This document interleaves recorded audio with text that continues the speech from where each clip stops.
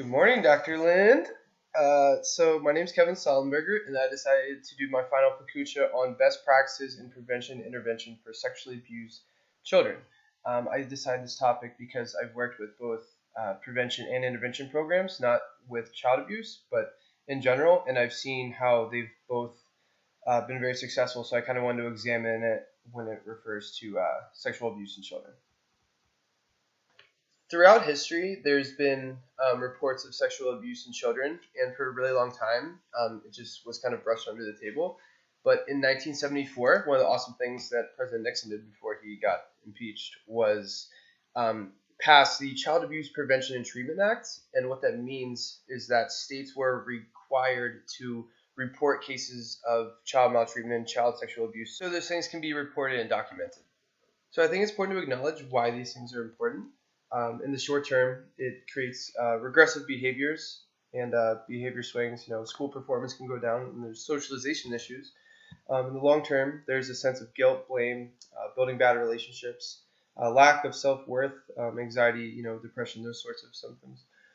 Also, I found that in 2010, there were 63,527 cases of child sexual assault reported nationwide, and I felt like that was a pretty big number, so I feel like awareness is good with this sort of topic. Another study I found was super interesting. 1,000 women were surveyed that had suffered from sexual abuse when they were younger, and 53% of them reported that they were subject of attempted rape. So there's a correlation between that sexual assault at a younger age and mischievous behavior and getting in bad situations when you're older, which can be definitely frightening. Another study I found that children that experienced rape or rape attempt were 13.7 times more likely to be subject of attempted rape in their first year of college, which I thought was really scary and interesting at the same time. Basically, in a nutshell, they're extremely more likely to be re-victimized if they experience this trauma at a young age. So there are prevention programs in place, and they're mainly education programs geared towards parents and the children as well. Most of these are sublets of the United States Department of Health and Human Services, and some are also privately funded. So the National Sexual Violence Resource Center is a great place to find information. Their motto is how to stop it, do it before it starts, which I thought was pretty great. And they also have a bunch of programs geared towards children to educate themselves. This is actually an example of one geared towards children 3 to 7 years old, and it teaches them rehearsing and learning what inappropriate touching is and that sort of thing. So there's a couple more examples I want to show you just for programs that the NSVRC has set up. A quote from them was, "Prevention efforts are stronger when community needs are assessed and programs are tailored to the needs and values of the community," which I thought was a great example of, not every community is the same, so you need to gear it towards your audience instead of just having like a cookie cutter program for prevention, because that proves to be unsuccessful. I thought this class was especially interesting because this is getting to the children right before they go into adolescence, when they're fully in middle school and really starting to find themselves.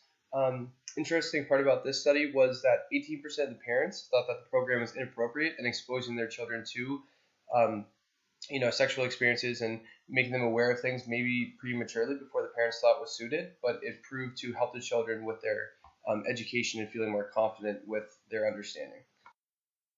So this is the last program I'm going to share with you guys. So it's geared towards 6 to 12-year-olds, and I thought it was interesting because it's a who do you tell after the fact. So it's not exactly prevention because it is dealing with after the fact, which I thought was weird.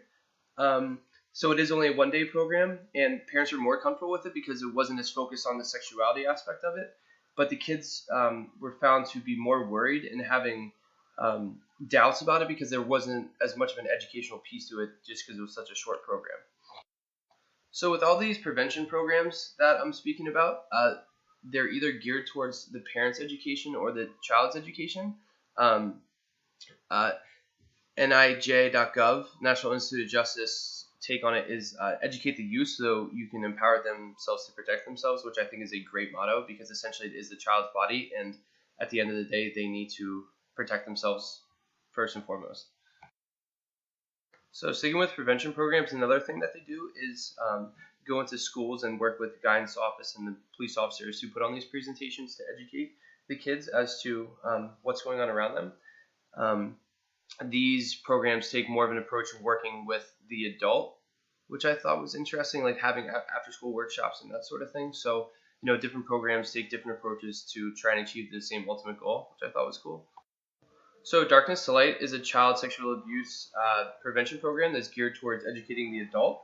And they have a 5-step program for that adult, and it is to learn the facts, minimize the opportunity by what you expose your children to, talk to your children about it so you can educate them, recognize signs that things might be developing, and then how to react and who to contact when things actually go down that path.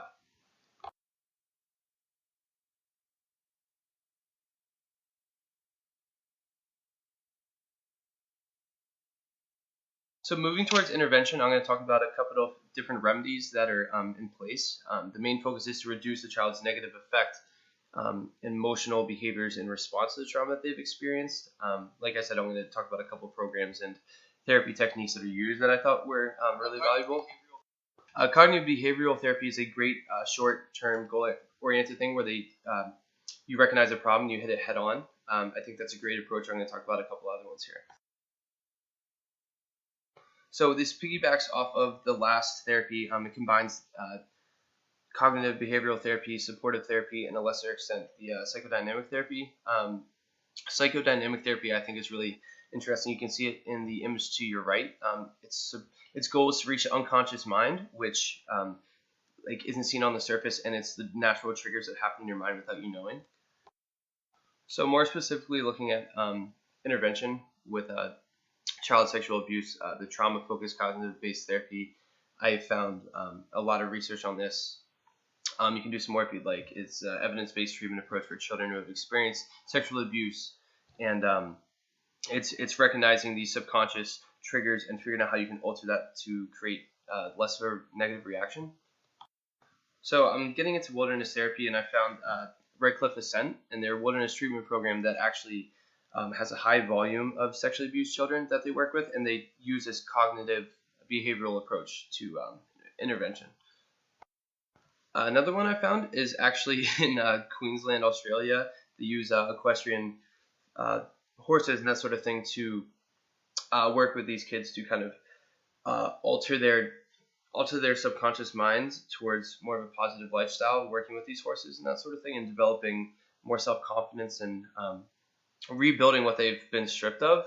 And I thought this was a really great example of that. So I want to ask you guys what your opinion is. Do you think, there is limited time, money, funding, energy that goes into a day? So I'm asking you, do you think that should be spent more towards prevention programs and educating the children and the parents that we spoke about on what's going on, or should we focus on more of the real world, what's happening right now, and how to deal with some of these real world problems?